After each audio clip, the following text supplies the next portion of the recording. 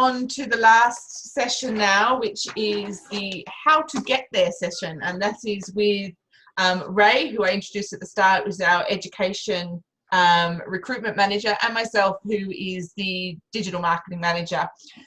Before we start the session, there was a question during that session that kind of linked more into this session, and it was from a student asking, can parents travel with students for the first time?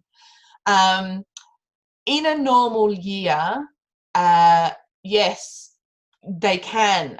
This year is a little different because at the moment the Irish visa officers are only processing longer stay visas and study visas. So if your parent requires a visa to travel to Ireland, those visas aren't being prioritized. So it's something you can talk to us directly about if you want to talk about it further. But in this instance, I don't know if in January the visa office would be issuing visas for parents to travel with the students. But in a normal year, yes, it is. You know, we would have a number of parents that would travel over for the first week. In practical terms, this year that really isn't an option because you would have to self-isolate for 14 days. So, you know, popping over for the first week just to get you settled in, you know, isn't really an option, unfortunately. Okay, I hope that answers that question. So what we might do to start is let's touch on the entry requirements. And I'll just remind students again, you can ask any questions in the chat, just send them through and I'll put them to myself and Ray. But Ray, can you talk us through the entry requirements for the International Foundation year to start with? No problem, Nerly. I think what's important is that students understand we're dealing with a huge range of different countries. So there are country-specific requirements, and it doesn't make sense to get into those country-specific requirements right now. So what I would suggest is you contact your DIFC representative, or you can reach out to myself and Nerly, and we can advise you on your local high school what those academic entry requirements are. There are some very simple ones like that are global, like IGCSEs, which we do accept. There are IB, A levels, AS levels, and again, we can talk to students and agents and parents on an individual basis to talk about those entry requirements. Typically, for something like IGCSE, you're looking at a minimum of 5 C grades, including maths and English, just to give people an indication. And for all programs aside from medicine. And the easiest analogy I can use for this is like IGCSEs, it needs to be a mixture of A's and B's. And when I travel again, what I say to people is, you know, if somebody's going to be a doctor, would you like somebody operating on you with an A grade or a C grade? And the answer is always an A grade, you know, and it's not just for DIFC. To get into the top medical universities, you need to be an A student or an A star student. If we look at things then like the age requirement, you must be 17 by the time you come to DIFC, and that's a legal requirement. As Godsill mentioned, you know, there are particular requirements for students who are under 18 years of age that have to be met. You can apply when you're 16, as long as you will turn 17 before the end of December 2020. You can join in January 2021. For the English requirements, normally we're looking at things like IELTS is the most recognizable English requirement around the world, and you must have an overall IELTS score of 5.0. We and the visa offices do accept alternatives to IELTS, such as TOEFL, PTE, the Pearson Test of English, TOEIC, and also this year specifically because of the coronavirus, Duolingo. And Duolingo is accepted because it's completely an online English test. This year, many students have struggled to get an IELTS test because the test centres have been closed for 6 months. And then the backlog of getting a test means it's very difficult for people to get tested. With Duolingo, the minimum entry score is 80 for all programs except for the foundation program in medicine, where you need a minimum score of 90. And again, this isn't just because of how you start the program, it's because of what you need to exit the program with. And those top medical universities will be looking for an A in most cases. Some places will accept a B, but the top choices will be looking for A or A star in our EAP grade. And just on the Duolingo for medicine, for the January intake, Ray, it is actually 100. So it's a 6 IELTS or 100 Duolingo for the medicine program, because it is a shorter program from January. Yeah, absolutely. I was going to touch on that. And the same, even for the PMP, the students will require a score of 90 on the postgraduate side from Duolingo, or 5.5 IELTS. And again, that's because of where you're looking to get to and looking to achieve a minimum of an EAP grade B. Absolutely. So can students, this year has been a fairly disrupted year for students with their high school results and that sort of thing, and we recognise that. What does a student do at this stage if they've only got predicted grades? Okay, so most students at this stage have either completed exams and they just cannot get the documentation. The school might be closed, the university might still be closed, you know, and we can accept those predicted grades into DIFC. Where the issue lies, and Tiago touched on this earlier, is when it comes to the university applications. So a student may well have started with us, and we have a number of these students who've started with us in September based on predicted grades or based on not having their final GPA, their GPA award, or their high school certificate. And that's fine for DIFC. But when it comes to the university applications, they will still need these documents, which is why you still see us chasing students, parents, agents for this documentation. It's not for right now, but it will be needed when it comes to February, March time. So it's a case of getting onto your school, getting onto your university, and at least making that contact to see how can you get those predicted grade or those official grades. A lot of schools and universities are making these available online. So if you look at somewhere like Africa, in Nigeria, you can actually apply for your WIAC scratch card, your WIAC blue sheet online. Yes, it takes a little bit longer to get it, but it will still be required when it comes to your university applications. In terms of the students who just purely have predicted grades, what we're doing is we're talking to all the university partners currently to see if there's an issue. So what it might mean is somewhere like a top Russell Group university may not consider a student who doesn't have the actual documentation, but we're talking to other partners to see what the options are for that student. And there is a place for everybody within the education system. Yeah, okay, that's great. Obviously finances could be an issue this year with the pandemic. What kind of scholarships are on offer for DIFC for our January intake? Is there anything available? Yeah, so if you look at what we did in September, we offered a €2,000 scholarship for our September students, and we offered a €3,000 scholarship for our pre-master's students. In January 2021, we're absolutely going to offer the same scholarships again for the students who decide they want to come to Dublin and they want to live in Ireland and they want to be part of the blended learning experience. Quite a lot of students and parents and agents and everybody's worried about how the coronavirus is developing, which has led us to launch the fully online option for January 2021. And what we've decided to do there is we've decided to offer an additional €2,000 for undergraduate students and an additional €1,000 for our pre-master students if you decide you want to stay in your home country and avail of the fully online option. What that means is, quite simply, you're now getting a €4,000 scholarship across either IFY or PMP for January 2021. Furthermore, because we recognize in many countries there have been people that have had job cuts, there have people who've had their hours cut, there have been economic hardships in a lot of countries. So we've decided to extend our flexible payment plan even further than we've ever done before. We're one of the few colleges who've offered a payment plan in the past where students can pay in 2 or 3 installments. And this time what we're doing is we're actually offering, for the online option, a lower initial fee and a longer time to pay the fees in total.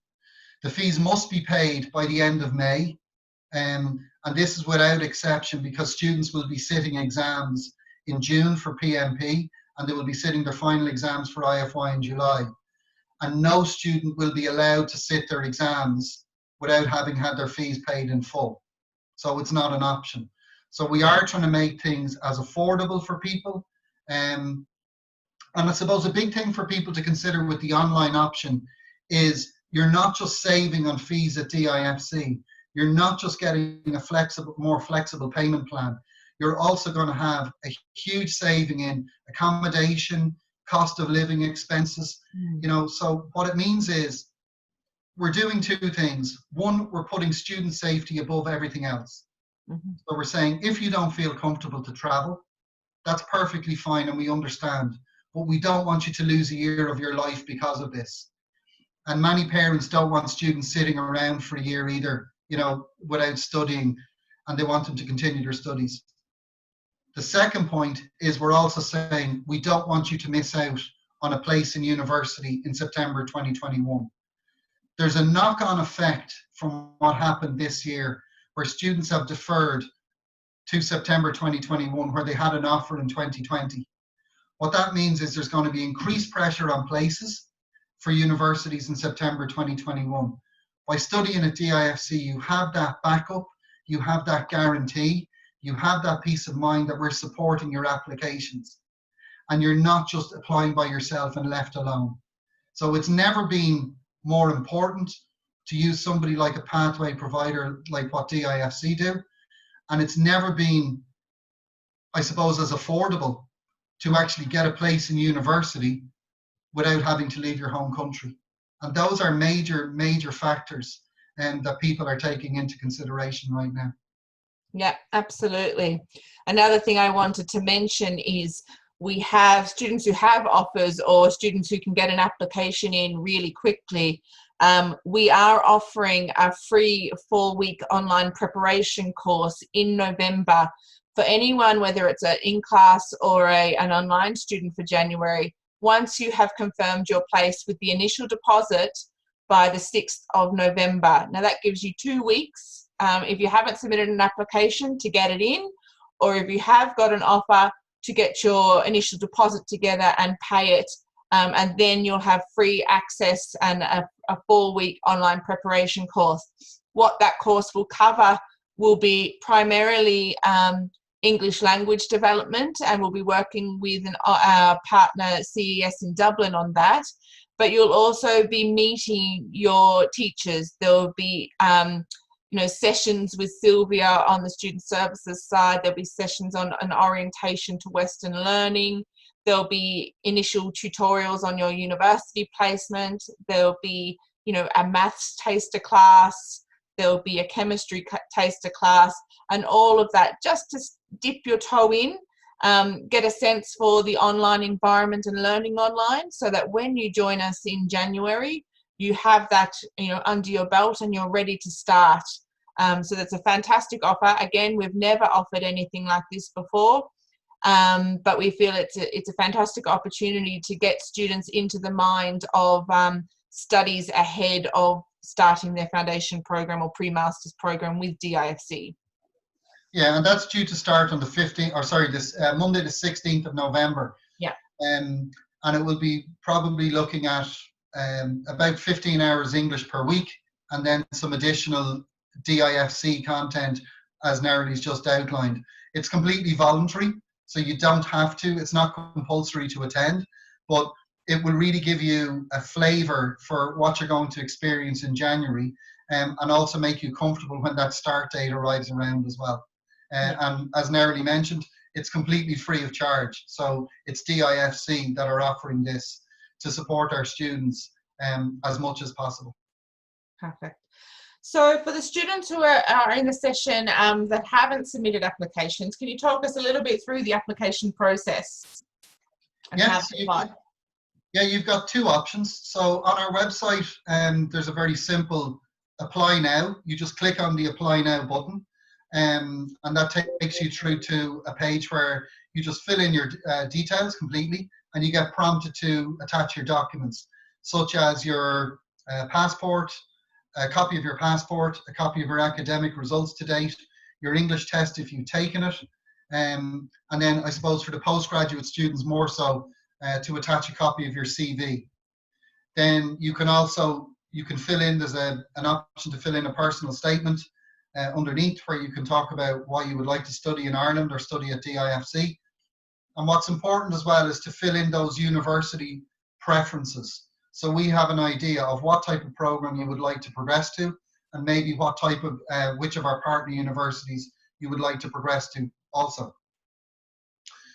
We have a few agents on here as well, and they can do the exact same thing, or we have a completely fillable PDF document. So you don't need to handwrite applications. We can send you the application form, and then you would simply send that back to your DIFC representative, whether it's myself or Nerily or David, and we will process your application from there. We can issue offers without the English language score. So you may not have taken your English test, so we can issue that pending. We can issue an offer pending your high school results if you haven't received your high school results, or you've just completed your exams, because a lot of exams have been delayed this year. And we can also issue it pending if there are any particular issues. So sometimes we get students who might be slightly below the academic entry requirements. And for those students, maybe we've argued your case successfully with our academic department, and we can do a supplementary maths test or a supplementary English test, and we can issue your offer pending that test as well. So these would all be contained within your offer letter that we issue. So you don't need to remember any of this. It's just simply to let you know the process. And then from there, you will receive two things. You would receive a conditional offer letter from DIFC, and you would also receive your invoice, which will contain everything that's included in the fees, and also will note any scholarships that are applicable to you as well, depending on which offer you've been made. And from there, you also on your invoice, you will have two options to make payment. So the first option is you can pay directly fees to DIFC, which is our bank account details. And the second option is that you can actually pay through our website. So we're partnered up with a company called Flywire. And if you click on it, it brings you into our website, and you can actually make payments without leaving your house through a number of different methods, depending on what country you're paying from. Some use Visa, some use MasterCard. Places like China, they use UnionPay or Alipay. So really you can look through the options and see which is the best option for you or the most affordable, because some will charge different rates, exchange rates, depending on the option you're using. Yeah, absolutely. And it's great that you can, the Flywire platform, you can see what it's going to cost you in total from the get-go before you decide. There's no hidden charges, there's nothing additional kind of once you get to the payment process. You're quoted the full amount up front, and then you know exactly what you can pay. You can choose the most affordable option for you.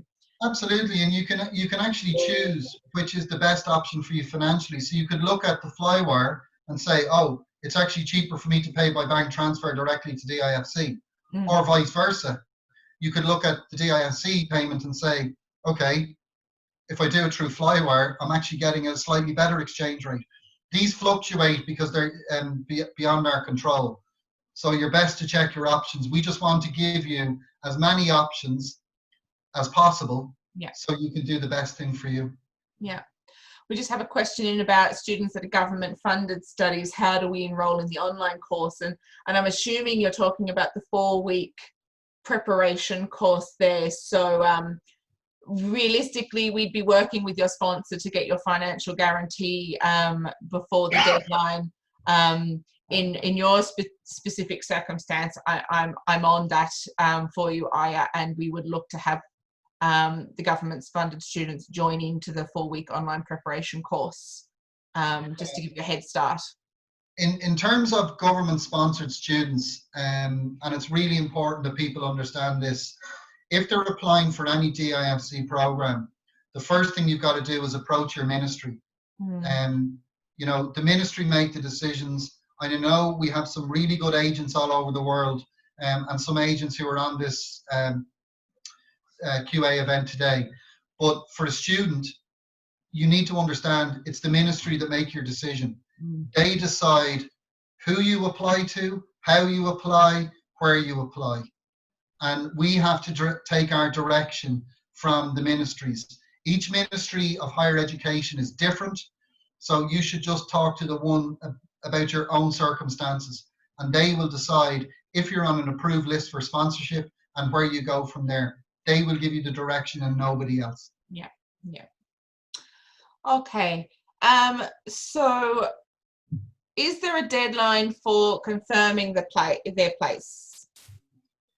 That's a great question. And normally each year, this isn't a deadline set by DIFC. This really depends on where you're applying from because of the visa processing times, and they vary dramatically. So places like China, you can get a visa within 2 to 3 weeks. In the Middle East, where the visas are processed in Abu Dhabi, you can get a visa within 10 days. But in some other places, like in Africa, normally the visa processing time can be up to 8 weeks. And for the visas that are processed in Dublin, where they're not processed in country, they can take somewhere between 8 to 10 weeks. So that really drives a lot of the deadlines that we're talking to students each year. With the online program starting in January, really there's no deadline. Like in theory, you could actually apply the first week of January and pay your fees and register, on the 11th of January. But I'm not sure how much pressure people would like under that circumstance. And it will also come down to places, although we will, because we're offering the online program, it doesn't mean there is an endless amount of places. We still have to keep a certain amount of students in a class in order to facilitate appropriate interaction with the class students and the teacher, and also to be able to provide those additional tutorials and the one-to-one support. So there is still a specific number of places available, regardless whether it's in class or online. So my advice would be to students is, if you have made your decision, don't delay, just get your deposit in and get your place, whether it's to then get onto the free English course as well, or whether it's just to have the decision made and then you can start putting any other measures in place. If you need to apply for a visa, or if you're studying online, we can send you some resources to do some pre-study. Yeah, and absolutely. And I was about to touch on that to say that, from a quality control and a quality assurance perspective, from the NCK programs we provide, we are restricted in student class numbers to make sure that we are providing a group experience, but also we can do the individual tutorials with students to make sure that even by being online, we don't lose anything in quality. And a lot of our agents and past students will tell you, throughout November, we're always contacting people to say, look, we only have 3 IFI business places left, or we only have 4 IFI health science places left. So as you just mentioned, really the key is, if you've made your decision, at least pay the first payment so we can confirm your place, issue your final offer letter, and set aside that place. We cannot hold a place for somebody on the I will pay next week or I will pay next month. It doesn't work like that, because it has to be on a first come, first served basis to be fair to everybody. Yeah, absolutely. We just have a question in about the DIFC entry maths test. Now, for some students, they are required to sit an entry maths test before their offer is made unconditional. And that could depend on their nationality, what high school certificate they're presenting with, or if they are presenting with only predicted grades, and that will be their final qualification and they won't be able to get a final qualification. What that test involves is it's 20 questions and it's a 1-hour test. really what it's trying to do is to tell us if you are able to cope, if you are at a level that you are able to cope with the program curriculum.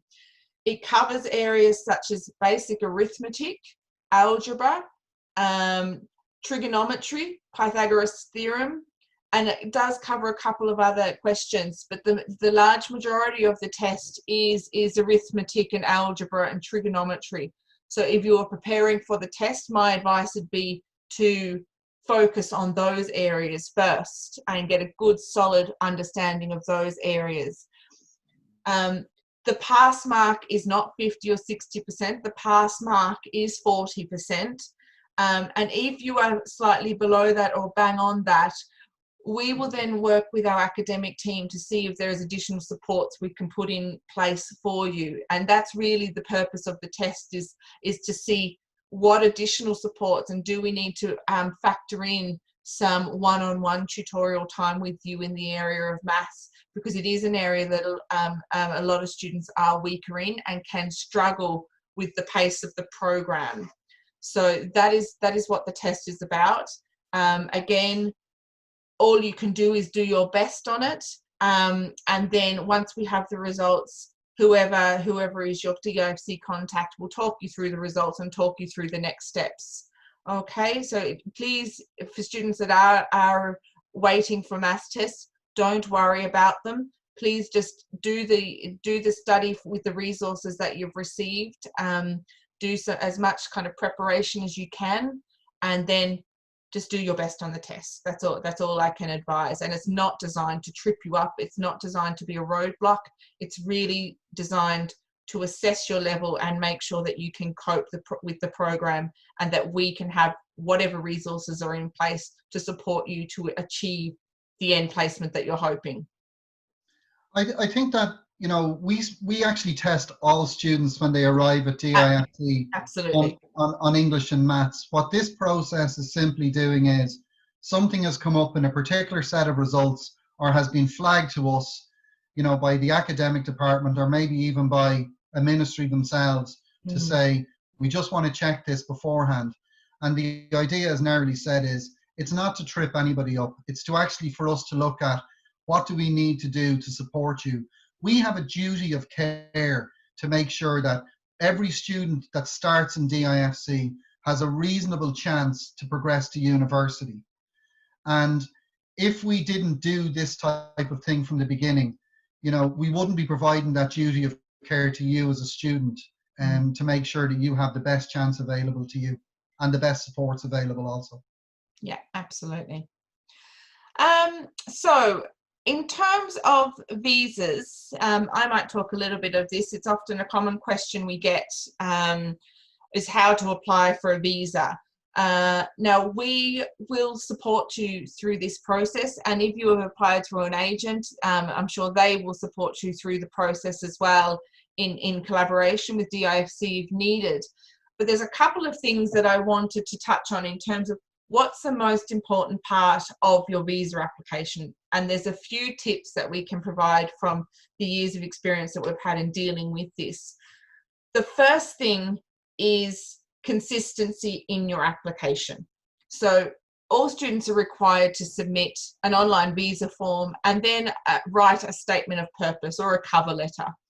And in that cover letter, you need to write, you know, a little bit about your background, what course you've been accepted onto, what your study plans are and where you intend to progress to, why you've chosen to study in Ireland and with DIFC, who is supporting you, and, you know, details on any previous visas you've applied for, and any family or direct family members that you might have living in Ireland or the UK.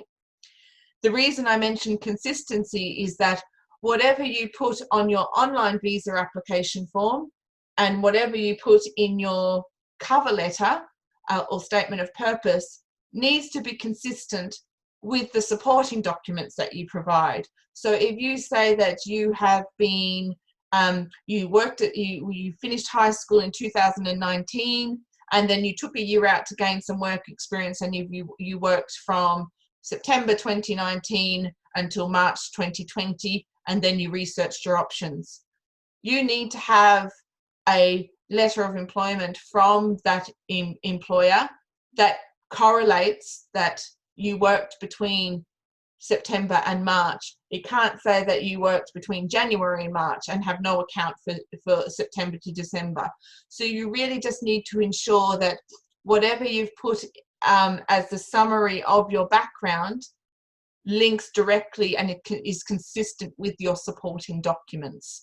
And that's where some students will get tripped up in terms of the dates don't match up between their CV and their statement of purpose and the supporting documents of their transcripts. So you just need to be careful with that and double check all of that.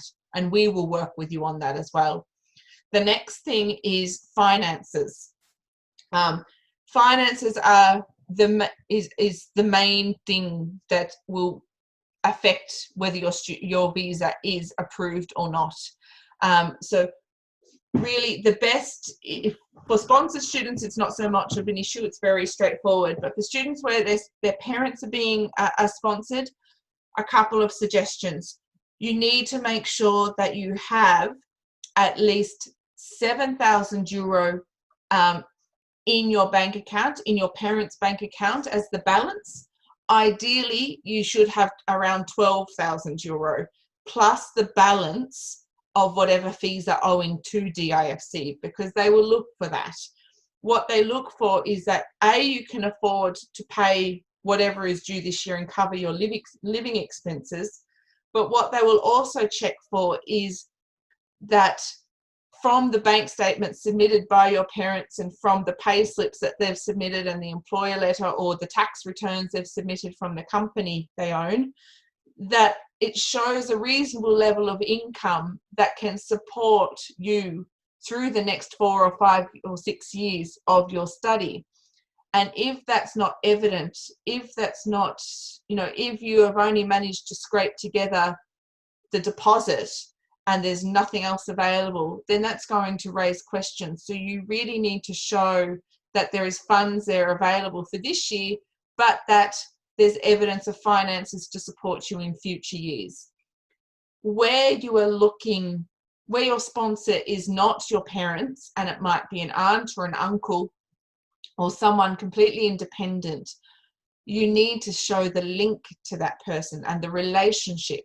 So if it's an aunt or an uncle, it could be birth certificates of the aunt or uncle and your own parents to show that they are blood relatives. Or it could be that they have already been providing financial support to you. So they might have been covering your education or paying for your school fees for the last couple of years, and they can show receipts and evidence that they have already been providing financial support to you, and that is fine as well. Where it's an aunt or an uncle or someone independent or a different third party, they also need to provide details of their own children.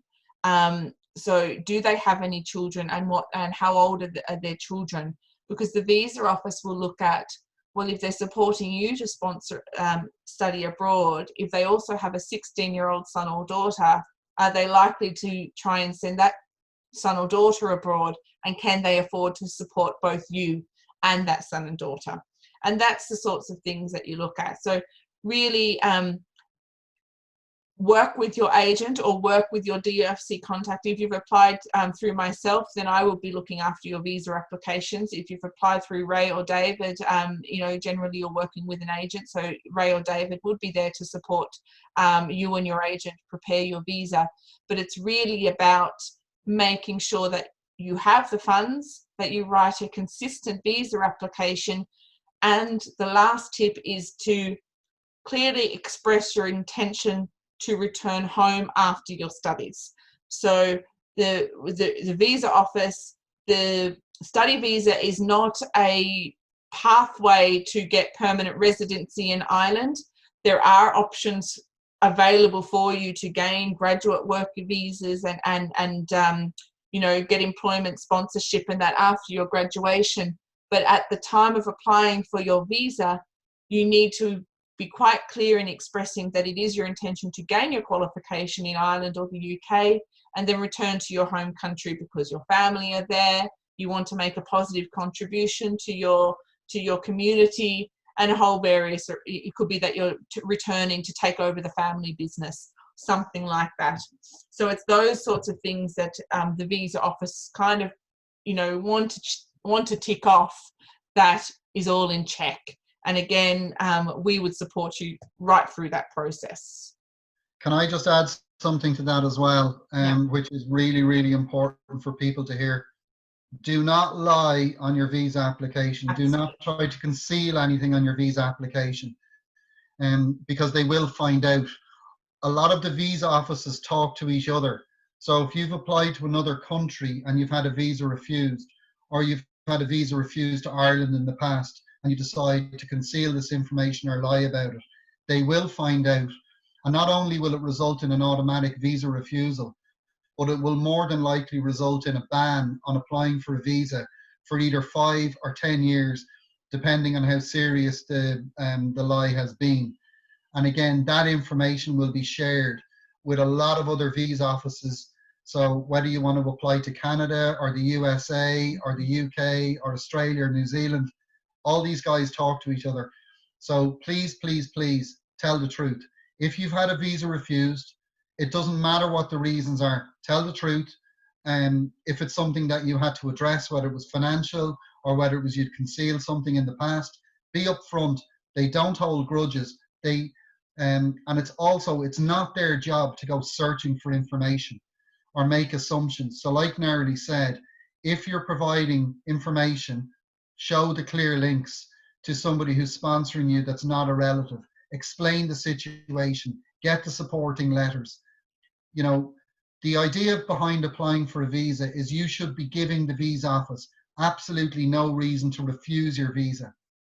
That's the way you should be thinking. Absolutely. And again, like on the visa refusals, we have had plenty of students who have had past visa refusals for a whole range of reasons, who have then obtained a visa to study in Ireland just because they've explained the circumstances and they've addressed those circumstances in their application. So it's not a complete rule out that if you've had a previous visa refusal that you won't ever get a visa to Ireland. One other thing just on that is also the authenticity of your documents. You know, please provide authentic, original documents. If you try and adjust documents or provide, you know, financial documents that, you know, aren't official and haven't been certified, they won't be accepted. And we have had students refused on this basis in the past who then get travel bans. So it's very important that you use original documents, because although a visa refusal may not affect your applications elsewhere, a travel ban will, and it will close off a lot of doors to you. Yeah, and if you're in doubt about something, speak to us. Like quite recently we had a situation where a student, their date of birth on their passport differs to the date of birth on their high school results. And they can't get new high school results. So what they can do in that situation is they are actually able to get a court affidavit to swear to their date of birth and explain that it was actually the school's mistake, you know, and that visa gets approved. So if you've got something you're in doubt about, please either speak to Narly if you're a direct student, or speak to me or your agent, and we'll actually give you the best advice on how to get past any particular issue. Yeah, absolutely. If anyone has any questions, please put them in the chat. We kind of come to the end of our session. So we do have more time. If anyone has any questions, pop them in. Ray, do you want to just touch again on the visa process in terms of how long it takes for the processing times in the key countries? Yeah, so in the key countries, there's a lot of students don't require a travel visa to come to Ireland from a number of countries. But in the key countries where you do have to apply for a visa, the Middle East, you're looking at about 10 days. In places like China, a maximum of 3 weeks. In places like Africa, it could be up to 8 weeks.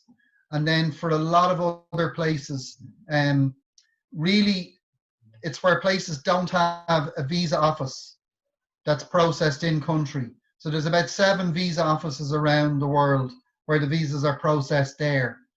The rest of the visas actually come to Ireland.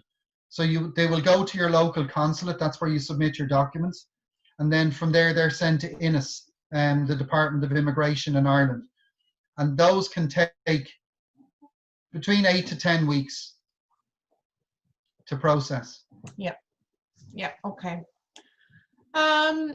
So that's the end of our questions. Does any student have a question? Pop it in the box. We'll hold on for a couple of minutes. And as Nerily mentioned earlier, you know, if you've missed something or you feel you want to recap on something, we will be posting this to our YouTube channel.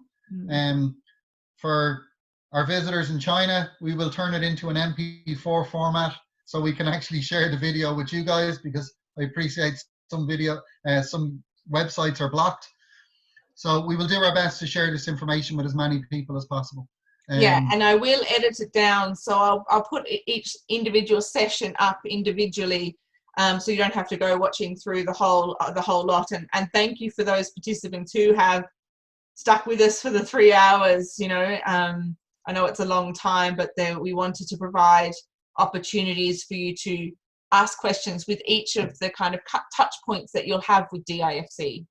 Yeah, and I think that's a good idea in terms of splitting it up into the different segments, because some people will only be interested in hearing from student services or about the minor arrangements.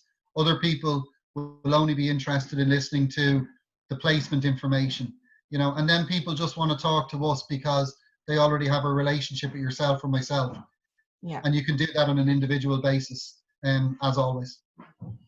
Great. So thank you very much to everyone. Thank you very much for everyone who joined us.